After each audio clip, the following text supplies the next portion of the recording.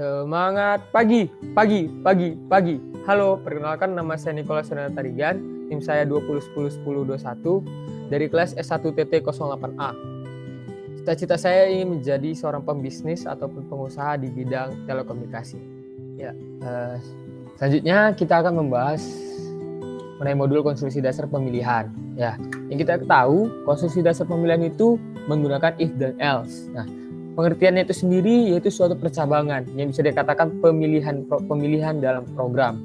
Ya, dalam program memiliki satu ataupun lebih dari satu kondisi atau persyaratan yang terpenuhi maupun tidak terpenuhi, ya kan? Nah, kondisi tertentu untuk mengarahkan perjalanan suatu proses, biasanya program akan dieksekusi baris atau beruntut. Jadi penggunaan if else ini untuk mengarahkan pengguna untuk memilih program yang mana yang ingin dilaksanakan. Nah, jenis-jenis dalam pemilihan itu yang pertama itu adalah pemilihan tunggal yang dimana hanya menggunakan satu bernilai true saja.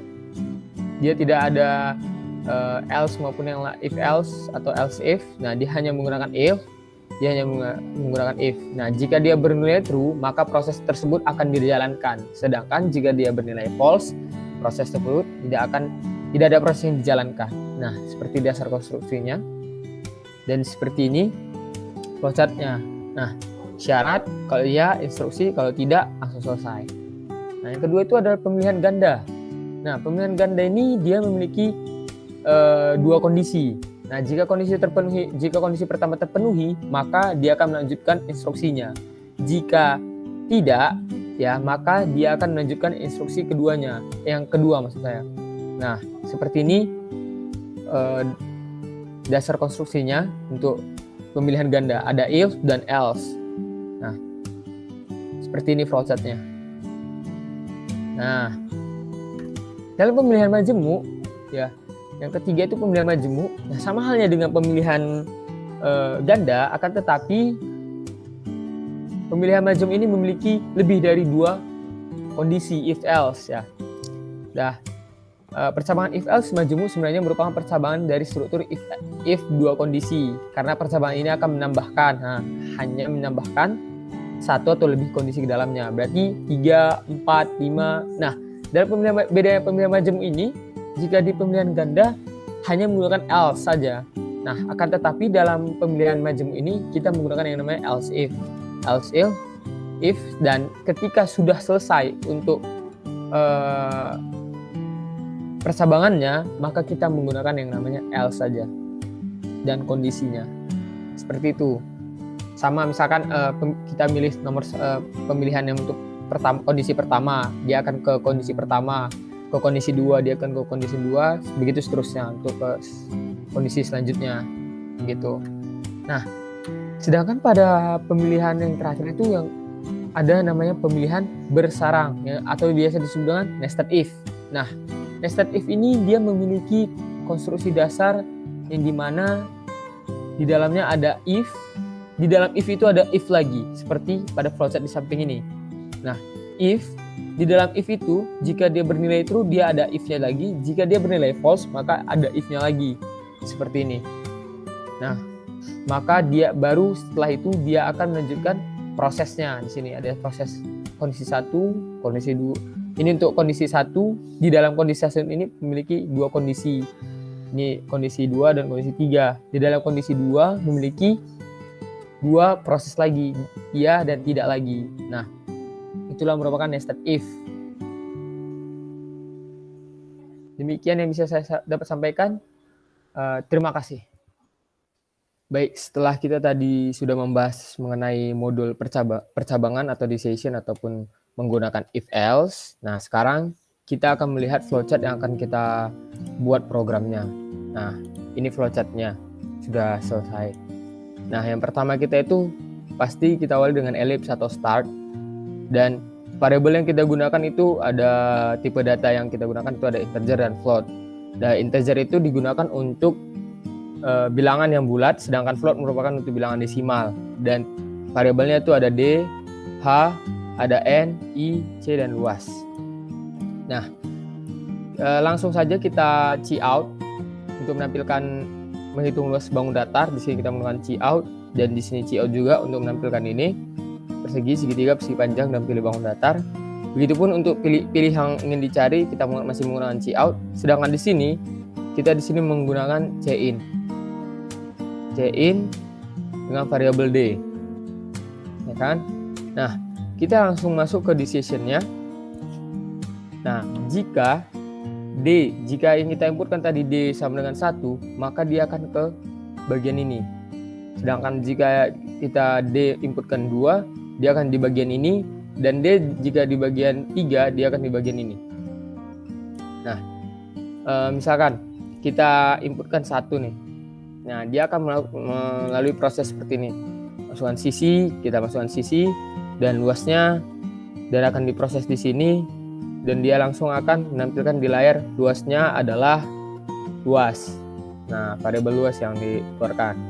Nah, begitupun di if 2, jika D sama dengan 2, maka dia akan menampilkan masukkan sisi, tinggi, dan langsung diproses di sini. Dan luasnya adalah langsung keluar. Sedangkan jika D-nya sama dengan 3, jika iya, maka tampilan yang dapat kita lihat ini, masukan panjang, masukan lebar, dan luasnya akan dicari, diproses di sini, dan akan dikeluarkan di sini. Nah, jika lebih dari 1, 2, 3, misal 3, 4, 5, maka 1, 2, 3, lebihnya itu 4, 5, 6, maka dia akan menampilkan salah input dan silahkan ulangi. Berarti di sini else saja, di sini else if, if, gitu. Nah, di sini akan langsung dia menuju finish. Nah, sekarang kita akan membuat program dari flowchart tersebut. Nah, di sini kita menggunakan bahasa C++. Jadi kita buat include string. Include string dengan menggunakan using namespace std. Kita masuk int main. Selanjutnya kita mendeklarasikan variabel yang kita gunakan. Jangan lupa kita menggunakan null, bahwa ini menunjukkan bahwa program sudah selesai. Nah, kita menggunakan variabel dh dengan tipe data integer, sedangkan dengan tipe data float kita menggunakan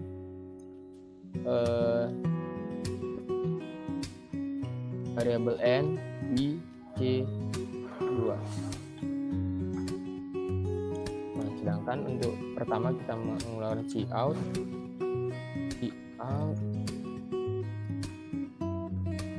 menghitung luas bangunan, menghitung luas bangun data, and while supaya ada space. Selanjutnya kita cout lagi untuk segitiga. Di sini persegi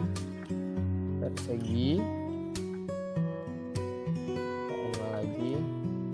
Nah, di sini kita bisa mengcopy paste-nya. Kedua ini kita mau bangun datar segitiga.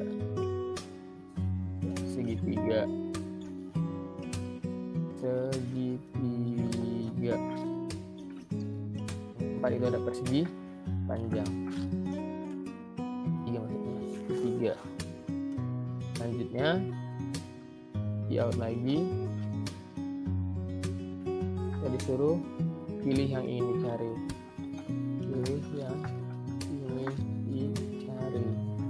Nah, ini titik, ini titik koma. Nah, setelah itu main kita menggunakan variabel D. Sini menggunakan variabel D tutup. Nah, langsung kita masuk ke decision-nya, ke if-nya.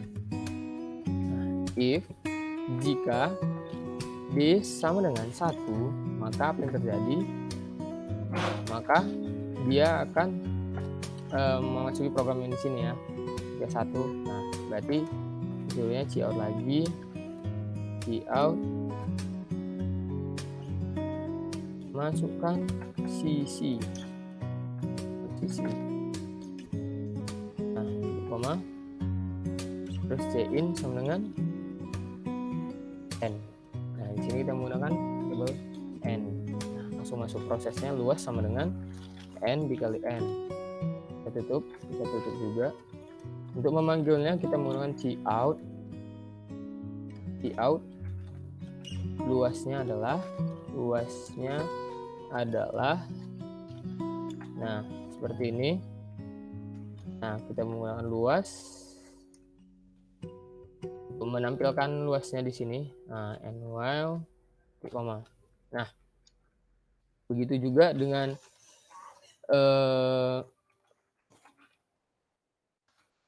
jika kita memanggil D sama dengan 2, maka kita lihat lagi, disuruh masukkan sisi lagi. Oke, cout untuk mencari luas pada bangun datar segitiga. Cout masukkan sisi. Ini titik koma. Selanjutnya kita menggunakan variabel c-in-nya n. Cout lagi untuk menampilkan masukkan tinggi. Tutup lagi dengan menggunakan variabel n. Ini maksudnya i. Nah, proses yang dilakukan dalam kurung n dikali i dikali setengah. Nah, itulah mengapa saya menggunakan tipe data float. Dan kita di sini menggunakan setengah desimal ya. Nah, untuk memanggilnya sama seperti yang di atas, cout luasnya adalah luas. Ini kita annual titik koma. Nah, titik. Nah, oke, selanjutnya untuk else if yang ketiga. Else if yang ketiga yaitu D sama dengan 3. Buka kurang-kurang lagi. Sama, di sini kita memanggil masukkan panjang. Cout kan panjang menggunakan variabel n. In sama n, yaitu masukkan lebar dengan i ya, variabel i, masukkan lebar. Sini kita menggunakan variabel i.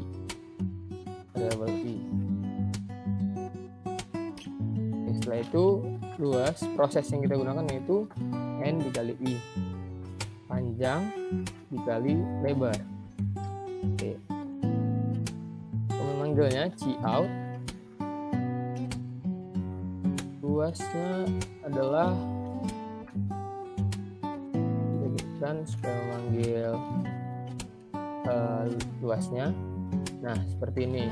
Nah, jika untuk ini misalkan lebih dari 3, maka else 2 cout salah input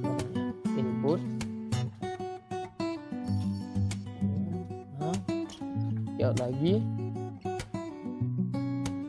silahkan ulangi. Koma.